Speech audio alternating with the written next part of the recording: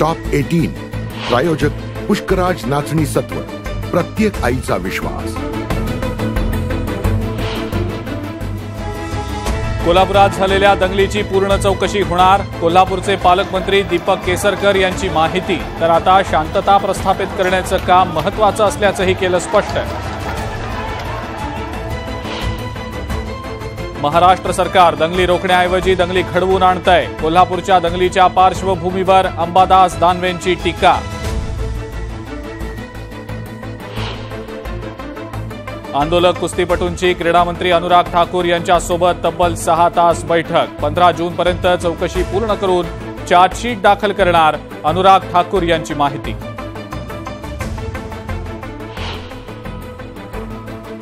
छत्तीसगडमध्ये गांजा विक्री करणाऱ्या दोघांना अटक, आरोपींकडून 500 किलोंचा सुमारे 1.25 कोटींचा अवैध माल जप्त।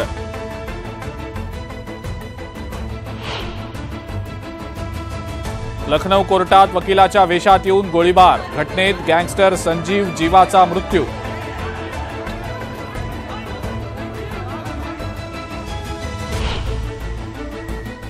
कापसाला योग्य दर न दिल्यास रस्त्यावर उतरू, शरद पवारांचा सरकारला इशारा।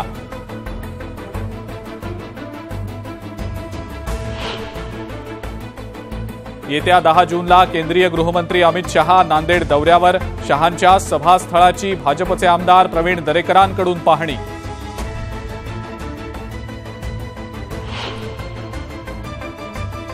कल्याण बदलापूर महामार्गावरच्या फुटपाथवर कार विक्रीचा व्यवसाय, कार विक्रेत्यांवर पालिकेच्या अतिक्रमण विभागाची कारवाई।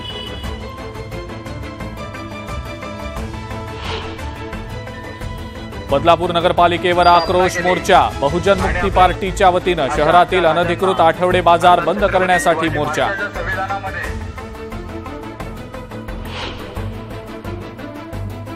खारमध्ये 16 वर्षीय मुलीचा आत्महत्येचा प्रयत्न, पोलिसांच्या तत्परतेमुळे तरुणीला जीवदान।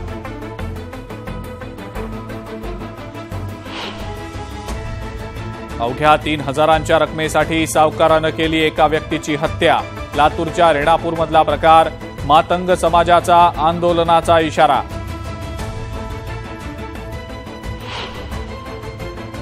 प्रधानमंत्री कुसुम योजनेमध्ये सोलार पंपाचा लाभ घेणं होतंय कठीण, वेबसाईट सुरूच होत नसल्यानं शेतकऱ्यांचा वेळ जातोय वाया।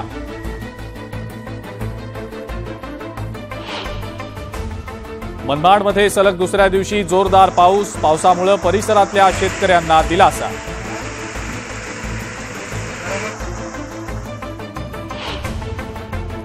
ठाणे जिल्ह्यातल्या आगरी कोळी बांधवांना मुख्यमंत्र्यांकडून आगरी कोळी वारकरी भवन भेट, 15 कोटी रुपयांच्या निधीतून आगरी कोळी वारकरी भवनाची उभारणी केली जाणार।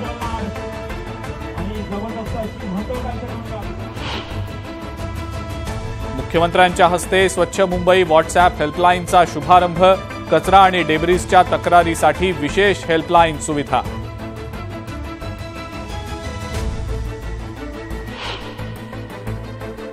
वर्ध्यातून पंढरपूरच्या वारीसाठी 59 जादा बसेस सोडणार, भाविकांसाठी विशेष बसची सुविधा।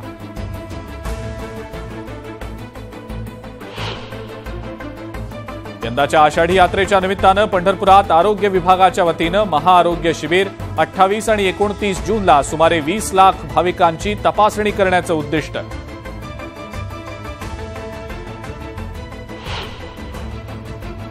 आणि विठुरायाच्या चंदनउटी पूजेची आज होणार सांगता, गुढीपाडव्यापासून सुरू झालेल्या पूजेतून मंदिर संस्थानला 35 लाखांचं उत्पन्न।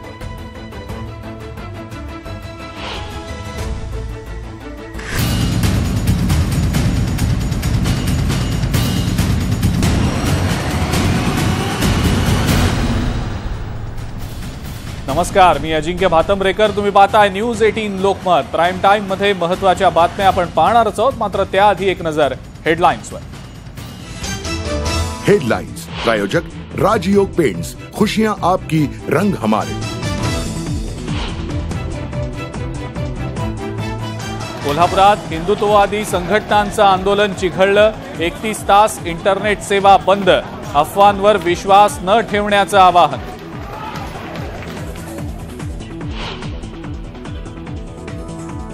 कोल्हापुरातल्या राड्यानंतर विरोधकांकडून गृहमंत्री फडणवीसांच्या राजीनाम्याची मागणी, तर औरंग्याचं उदात्तीकरण करणाऱ्याला शोधणार फडणवीसांचा निर्धार. संगमनेरच्या समनापूरमध्ये परिस्थिती नियंत्रणात, दगडफेक प्रकरणी 16 आरोपी ताब्यात, तर धुळ्यातही वातावरण निवळलं.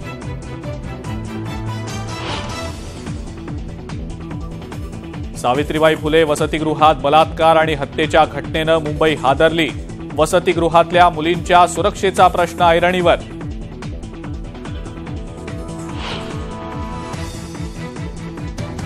उगाच जास्त जागांची मागणी करू नका, महाविकास आघाडीतील घटक पक्षाचे शरद पवारांनी टोचले कान.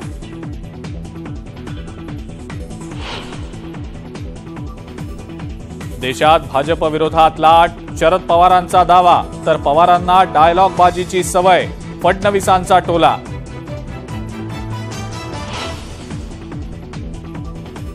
छत्रपती संभाजीनगरमध्ये लोकसभा निवडणुकीवरून जुंपली, खैरेंचं डिपॉझिट जप्त करणार, भुमरेंचं ओपन चॅलेंज, तर खैरेंचाही जोरदार पलटवार.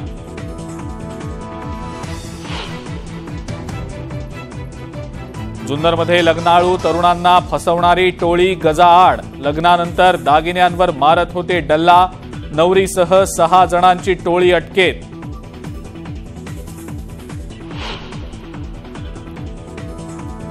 आणि चक्रीवादळानं दिशा बदलल्यानं धोका टळला, येत्या 24 ते 48 तासात मॉन्सून केरळ किनारपट्टीवर धडकणार, पुणे वेधशाळेची माहिती.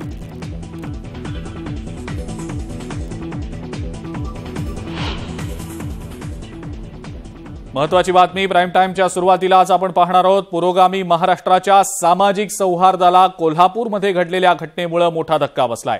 कोल्हापुरात शिवराज्याभिषेक दिनी ठेवण्यात आलेल्या एका आक्षेपार्ह स्टेटसमुळे तणावाचं वातावरण निर्माण झालेलं होतं. हिंदुत्ववादी संघटनांनी कोल्हापूर बंदची हाक दिलेली होती, मात्र संघटनांनी केलेल्या ठिय्या आंदोलनाला सकाळी 11च्या दरम्यान हिंसक वळण लागलं. यावेळेला पोलीस प्रशासनाकडून ठिय्या आंदोलन जितका वेळ हवं तितकं करता येईल, पण मोर्चाला परवानगी दिली जाणार नाही अशी भूमिका घेतली गेली. यावेळेला पोलीस आणि कार्यकर्त्यांमध्ये चांगलीच बाचाबाची झाली. जमावाला पांगवण्यासाठी पोलिसांनी लाठीचार्जही केलाय. जमावाला पांगवण्यासाठी तब्बल 2 तासांहून अधिक वेळ गेला. सध्या कोल्हापुरातली परिस्थिती नियंत्रणात असून 31 तासांसाठी इंटरनेट सेवा बंद ठेवण्यात आलेली आहे. पण पुरोगामी महाराष्ट्रात सामाजिक सौहार्द बिघडवणाऱ्या या घटना तातडीनं थांबायला हव्यात असंच बोललं जात आहे. जिल्ह्यातील कायदा सुव्यवस्थेची परिस्थिती पूर्णपणे नियंत्रणात आहे. आपल्याकडे पुरेसा बंदोबस्त सुद्धा आहे. आपण सर्वच घटकांवर, सर्व संस्थांवर लक्ष ठेवून आहोत आणि आज जी दुर्दैवी घटना कोल्हापूर शहरामध्ये घडली ती घटना परत होऊ नये यासाठी संपूर्ण तयारी प्रशासनाने केलेली आहे. आपण सर्व नागरिकांना मी हे आवाहन करतो की आपण आपल्या समाजातील कोणताही प्रश्न असो तो आपण शांततेने, सामोपचाराने चर्चा करून सोडवू शकतो. कायदा व सुव्यवस्था हातात घेऊन कोणताही प्रश्न कधीही सुटत नाही, उलट तो आणखी गंभीर होतो. आपण बंद करू नये असं देखील आवाहन केलेलं होतं. त्यातील काही जे प्रमुख नेते आहेत त्यांनी ती विनंती मान्य देखील केलेली होती, परंतु काही विशिष्ट तरुण व्यक्ती, तरुण मुलं यांना ते मान्य नव्हतं आणि त्यांच्यासारख्याच व्यक्तींनी आजचा प्रकार घडवलेला आहे असं प्रथमदर्शनी दिसतंय. आज किती लोक येऊ शकतात त्या अपेक्षित प्रमाणात बंदोबस्त देखील लावण्यात आलेला होता, परंतु ज्या चौकामध्ये जमाव जमलेला होता तिथून चौकातून 4 वेगवेगळे रस्ते जाताना ज्या ठिकाणी मिश्रवस्ती अशा ठिकाणी ही घटना घडलेली आहे. त्यामुळे अनेक रस्त्यांवर हे लोक वेगळ्या वेगळ्या दिशेने गेल्यामुळे त्यांना थांबवण्यामध्ये आणि पांगवण्यामध्ये थोडासा वेळ लागलेला आहे. आमचे अधिकारी आणि कर्मचाऱ्यांनी आवश्यक तिथे बळाचा वापर करून परिस्थिती नियंत्रणात आणलेली आहे. जिथे कुठे अनरुली मॉब होता त्यांचा चेस करून काही जणांना डिटेन करण्यात आलेलं आहे. उर्वरित लोकांना डिटेन्शन आता करण्यात येणार आहे. सोशल मीडियावर जे अफवा चालू आहेत किंवा व्हायरल करून काही खोट्या गोष्टी पसरवल्या जातात त्याच्यासाठी सोशल मीडिया, नेट काही वेळेसाठी बंद करण्याबाबत आमची कलेक्टर महोदयांसोबत चर्चा सुरू आहे. त्यामुळे माझे नागरिकांना आव्हान आहे की कोणत्याही अफवांवर विश्वास ठेवू नये. आपण काही गरज पडल्यास त्वरित जिल्हा पोलीस अधीक्षक, जवळचे पोलीस स्टेशन इथे संपर्क साधावा. सध्या परिस्थिती नियंत्रणात आहे.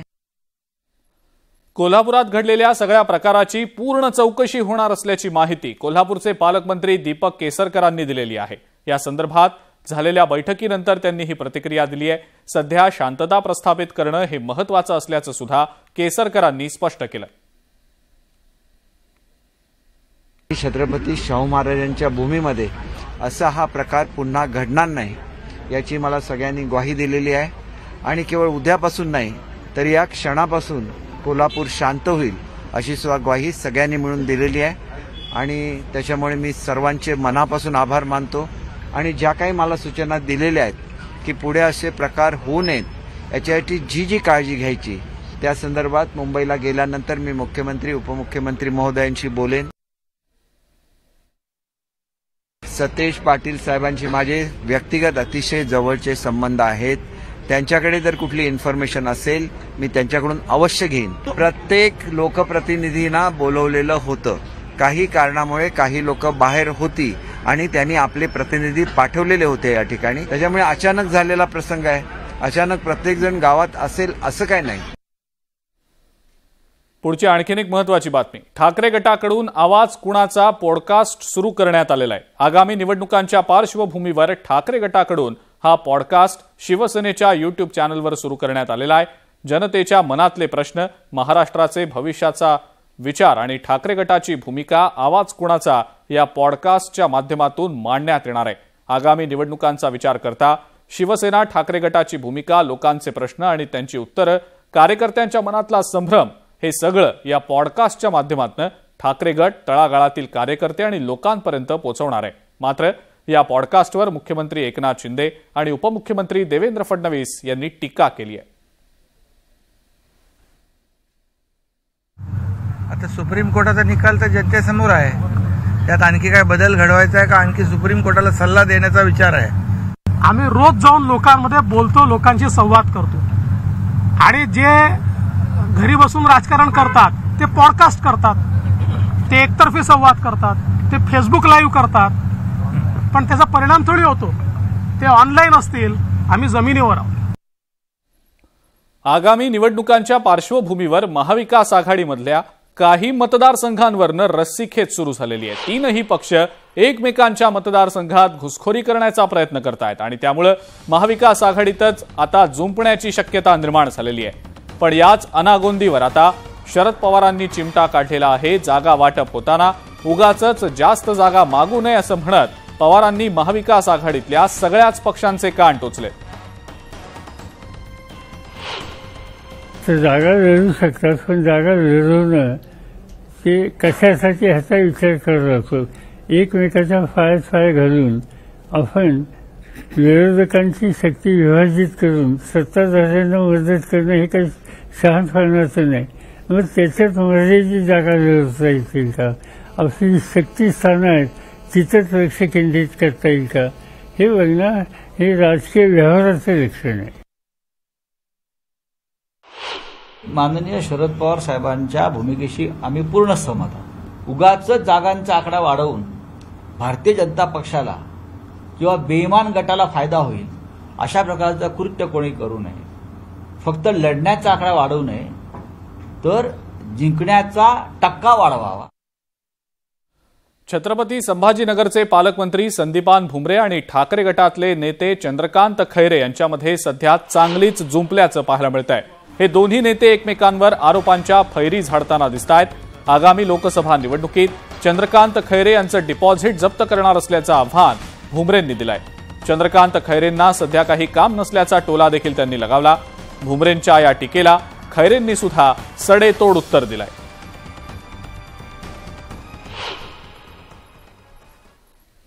खैरेला आम्ही जास्त महत्व देत नाही, खैरेला सध्या काही काम नाही, खैरेला फक्त आम्ही दिसतो त्याच्यामुळे उठसूट आरोप करीत असतात।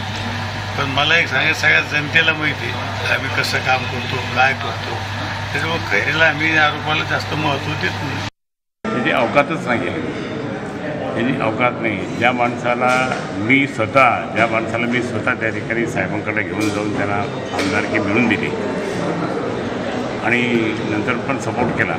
मी पालकमंत्री होतो, नंतर ते आमदार होते, हे सगळं पाहिल्यानंतर पूर्णपणे सपोर्ट केला। आत्ताही मंत्रिपदाच्या काळामध्ये मंत्रिपद पाहिजे म्हणून उद्धव साहेबांना सांगितलं मी आणि त्यांना ते मिळालं, परंतु त्यांनी जाण ठेवली नाही। ज्या माणसांनी, ज्या व्यक्तींनी, ज्या पक्षाने, ज्या नेत्यांनी मोठं केलं तर ते विसरतात आणि म्हणून जनता यांना विसरणार आहे। मुंबईतल्या महिला वसतिगृहामध्ये एका कॉलेज तरुणीची हत्या करण्यात आल्याचं समोर आलेलं आहे। वसतिगृहाच्या सुरक्षा रक्षकानं या तरुणीवर अत्याचार केला आणि त्यानंतर तिचा खून केला. तसंच गुन्हा केल्यानंतर आरोपी प्रकाश कनोजिया यानं आत्महत्या केलेली आहे. या घटनेमुळे वसतिगृहातल्या महिलांच्या सुरक्षेचा प्रश्न ऐरणीवर आलेला आहे. ही जी पीडित मुलगी आहे, जी हॉस्टेलला राहत होती आणि हॉस्टेलमध्ये तिचा मृतदेह आढळला आणि संशय असा आहे की शारीरिक शोषण देखील त्यात झालं असण्याची शक्यता आहे. ते आता पोस्टमॉर्टम नंतर लक्षात येईल. तिथलाच एक अटेंडंट आहे की ज्यांनी हा प्रयत्न केला आणि तो प्रयत्न कदाचित अयशस्वी झाल्यामुळे किंवा कुठल्या तरी कारणाने त्यांनी त्या ठिकाणी आत्महत्या केल्याचं निदर्शनास येतं आहे. दुपारी किंवा 1-2 दिवसात या संदर्भात पोलीस एक सविस्तर निवेदन किंवा प्रेस कॉन्फरन्स करतील. खरं तर सरकारला अतिशय शर्मेनी मान खाली घालणारी अशा प्रकारची बाब आहे. घटना सातत्याने वाढत आहेत. सरकार त्याबद्दल कठोर भूमिका, खंबीर भूमिका का घेत नाही, हे खरं तर मुख्यमंत्री आणि उपमुख्यमंत्र्यांना मी या निमित्तानं सवाल विचारू इच्छितो. आणि याला पोलीस जबाबदार आहेत, त्याला सरकार जबाबदार आहे. सरकारने यामध्ये कठोर भूमिका घेताना दिसत नाही. गेमिंग ॲपच्या माध्यमातून हिंदू मुलांची दिशाभूल करत त्यांचं धर्मांतर सुरू असल्याचा अत्यंत धक्कादायक प्रकार गाझियाबादमध्ये उघडकीला आलेला आहे. धर्मांतराचा हा खेळ 3 टप्प्यात खेळला जात असल्याचं पोलीस तपासातनं निष्पन्न झालंय. पहिल्या टप्प्यात आरोपी हिंदू नावांसह बनावट आयडी तयार करून हिंदू मुलांशी संवाद साधायचे. दुसऱ्या टप्प्यात या मुलांशी चॅट करत त्यांना मुस्लिम रीतिरिवाज अंगीकारण्यास सांगायचे. तर तिसऱ्या टप्प्यात काही पाकिस्तानी धर्मगुरूंचे व्हिडिओज हिंदू मुलांना दाखवले जात होते. या व्हिडिओजच्या माध्यमातून अल्पवयीन मुलांचा ब्रेनवॉश करून त्यांचं धर्मांतर केलं जात होतं. गेमिंग ॲपद्वारे इस्लाम धर्म स्वीकारलेल्या 3 अल्पवयीन मुलांची जेव्हा पोलिसांनी संवाद साधला तेव्हा हा सगळा धक्कादायक प्रकार समोर आलेला आहे. दरम्यान यानंतर गाझियाबाद पोलीस शाहनवाज मकसूद या तरुणाच्या शोधात मुंब्र्यामध्ये आलेले आहेत.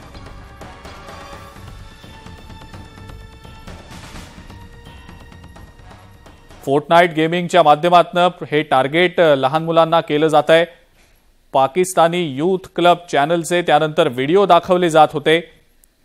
डॉक्टर जाकीर नाईक, तारिक जमील यांचे व्हिडिओ दाखवले जात होते आणि अल्पवयीन मुलांचं धर्मांतर करण्यासाठी त्यानंतर ब्रेन वॉशिंग केलं जात होतं.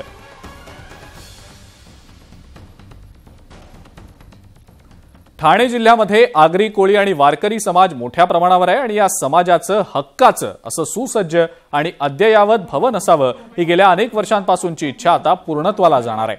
डोंबिवली शहरातल्या बेतवडे परिसरात 30 कोटी रुपयांच्या निधीतून आगरी, कोळी, वारकरी भवनाची उभारणी केली जाणार आहे.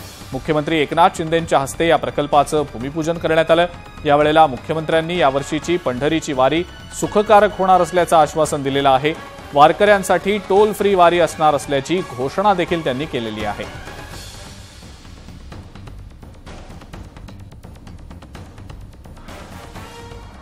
पुत्र काय, वारकरी संप्रदाय काय, आपल्या सगळ्यांच्याच आशीर्वादाने आज हा एकनाथ शिंदे या ठाण्यातला आज या राज्याचा मुख्यमंत्री होण्याचं भाग्य मला मिळालेलं आहे. आणि मी आपल्याला नम्रपणे सांगू इच्छितो, ज्या दिवसापासून आम्ही शपथ घेतली त्या दिवसापासून सर्वसामान्य शेतकरी, कष्टकरी, कामगार, वारकरी, माता भगिनी, तरुण या सगळ्यांच्या जीवनामध्ये चांगले दिवस आले पाहिजे अशीच भूमिका आपल्या राज्य सरकारची आहे.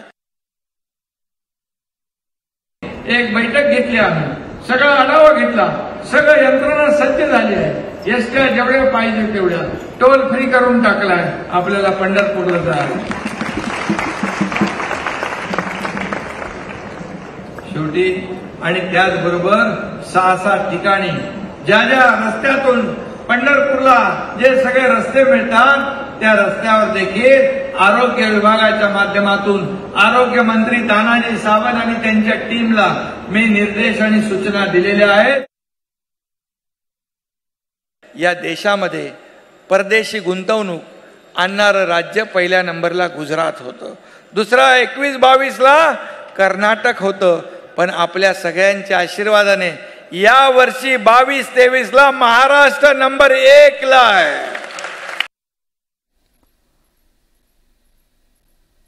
खरीप हंगामाच्या तोंडावर देशभरातल्या शेतकऱ्यांना दिलासा देणारी बातमी समोर आलेली आहे. केंद्र सरकारनं यंदाच्या 2023-24च्या हंगामात 14 पिकांचे किमान हमीभाव जाहीर केलेत. केंद्रीय मंत्रिमंडळाच्या बैठकीत शेतमालाच्या हमीभावात वाढ करण्याचा निर्णय घेण्यात आलेला आहे. पंतप्रधान नरेंद्र मोदी यांच्या अध्यक्षतेखाली पार पडलेल्या केंद्रीय मंत्रिमंडळाच्या आर्थिक व्यवहार विषयक समितीनं 14 शेतमालांच्या हमीभावाला मान्यता दिलेली आहे. शेतकऱ्यांना किफायतशीर मोबदला मिळावा आणि पिकांमध्ये वैविध्य यावं यासाठी खरीप पिकांच्या किमान आधारभूत किमतींमध्ये भरीव वाढ करण्यात आलेली आहे आणि त्यामुळे हमीभावातल्या या वाढीमुळे शेतकऱ्यांना चांगलाच फायदा होणार आहे.